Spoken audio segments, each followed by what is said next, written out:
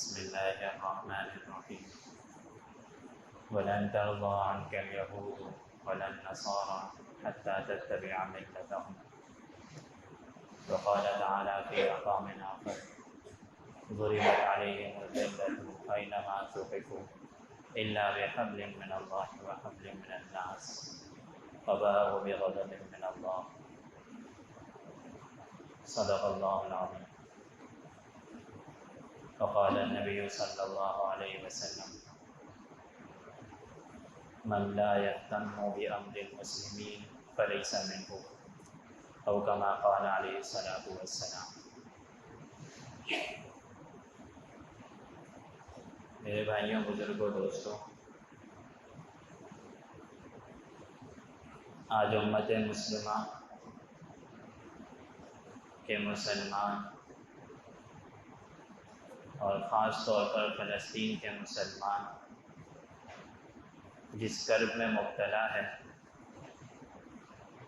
اس کا درد امت مسلمہ کا ہر فرد محسوس کرتا ہے اور اپنے اندر رکھتا ہے. اور کیوں نہ رکھے،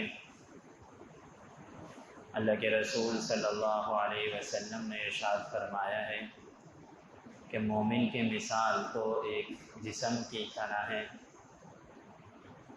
اگر اس کی آنکھ میں درد ہوتا ہے تو اس کے سر میں درد محسوس ہوتا ہے. اگر اس کا سر میں درد ہوتا ہے تو پورا جسم اس کا کرب میں مبتلا ہو جاتا ہے.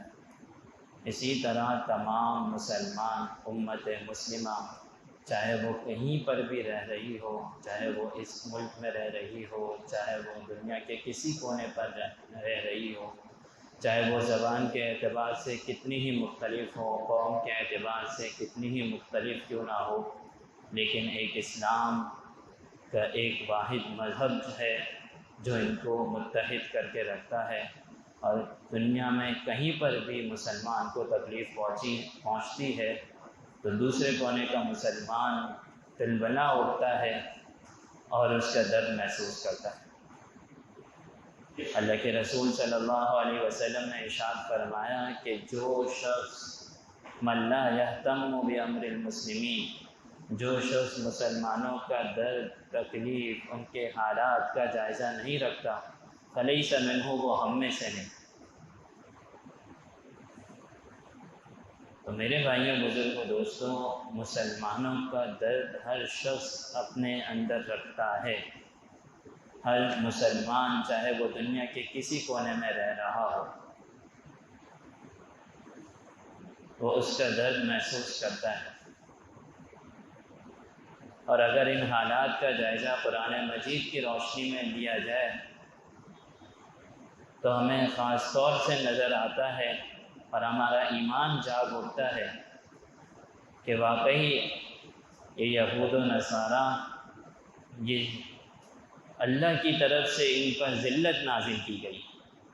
ضربت علیہم الذلۃ اینما ثقفوا الا بحبل من الناس، یعنی کیا مطلب کہ کبھی تو ان کو لوگوں کے ذریعے سے کوئی طاقت مل جائے گی تو یہ آگے بڑھ جائیں گے، ورنہ میرے بھائیوں، بزرگوں، دوستوں، اللہ کی طرف سے ان اقوام پر ذلت نازل کی.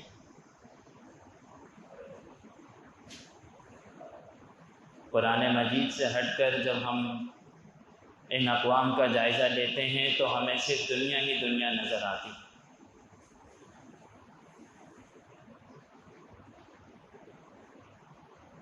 اللہ پاک نے قرآن مجید میں ارشاد فرمایا وَلَن تَرْضَىٰ عَنْكَ الْيَهُودُ وَلَا النَّصَارَىٰ حَتَّىٰ تَتَّبِعَ مِلَّتَهُمْ، کہ یہود و نصارہ کبھی بھی تم سے راضی نہیں ہوں گے جب تک تم ان کے دین میں داخل نہ ہو جاؤ.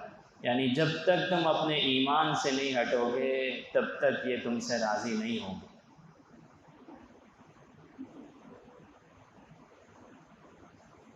اگست 1947، جب 1947 میں پاکستان آزاد ہو رہا تھا اور اس نام پر آزاد ہو رہا تھا کہ یہاں اسلام کے قوانین آزادانہ طور پر نافذ کیے جا سکیں اور اسلام کے تمام احکامات پر عمل کیا جا سکے،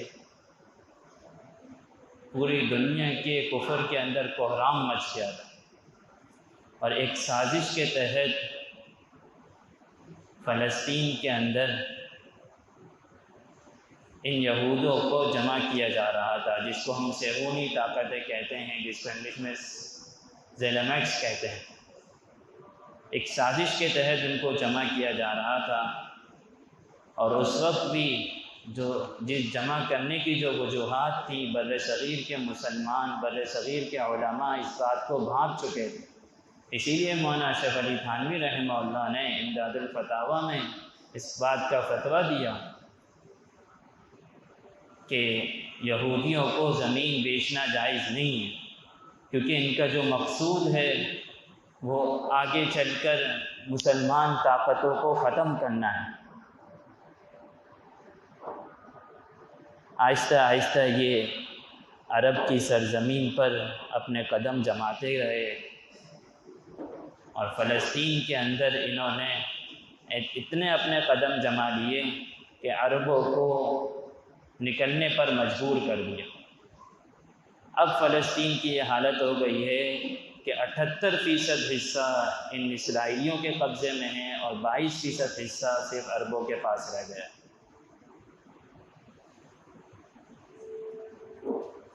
یہ بھی کیا کہیں کہ جو مسلمان اپنی سرزمین کے لیے اپنی زمین کے حق میں لڑے تو وہ دہشت گرد کہلاتا ہے، اور جو قبضے کے نام پر دوسروں کی زمین پر قبضہ کرے وہ معزز کہلانے لگ جاتا ہے۔ تو مسلمان عرب فلسطین کے اندر موجود تھے، اسرائیلیوں کو ایک قوت اور طاقت کے تحت جمع کیا جا رہا تھا تاکہ مسلمانوں کی طاقت ختم کی جا سکے، اور صہیونی منصوبوں کے تحت ان کو جمع کیا گیا۔ اور اتنے چھوٹا سا خطہ ہے، یعنی مسلمان اس اسرائیل کے آس پاس مراکز سے لے کر انڈونیشیا تک کے مسلمان ہی مسلمان ممالک موجود ہیں۔ اگر یہ یکجان ہو کر پھونک بھی دیں، یوں کہا جائے، تو پھر تب بھی اسرائیل کا وجود نہ رہے۔ اصل وجہ تو مسلمانوں کے متحد ہونے کی ہے، ایمان کے طاقت کی ہے، جو ان کو یکجا کرنے والی طاقت ہے وہ ایمانی قوت اور جذبے کی ہے۔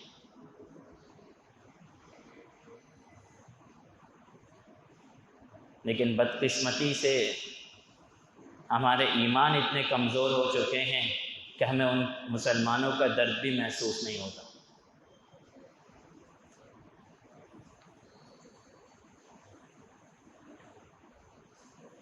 اب جب کہ حالات اتنے سنگین ہو چکے ہیں تو کرنے کے کام یہ ہیں کہ ہم خوب دعاؤں کا اہتمام کریں۔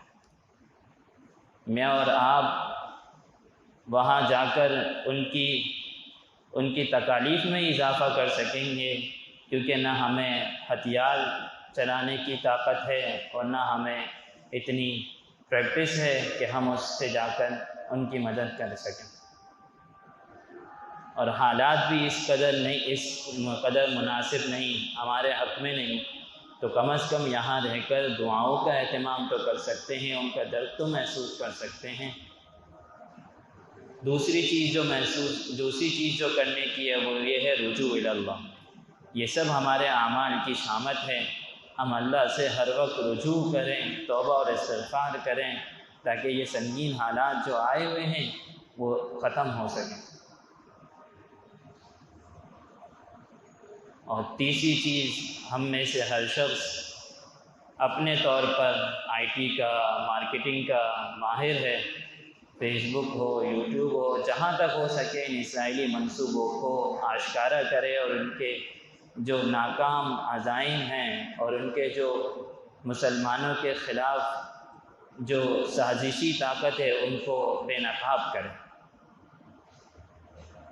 اور خاص طور پر دعاؤں کا اہتمام کریں، اور قنوت نازلہ والی دعائیں ہیں وہ ہر نماز کے بعد پڑھ کر اللہ سے ان کے حق میں دعائیں کریں۔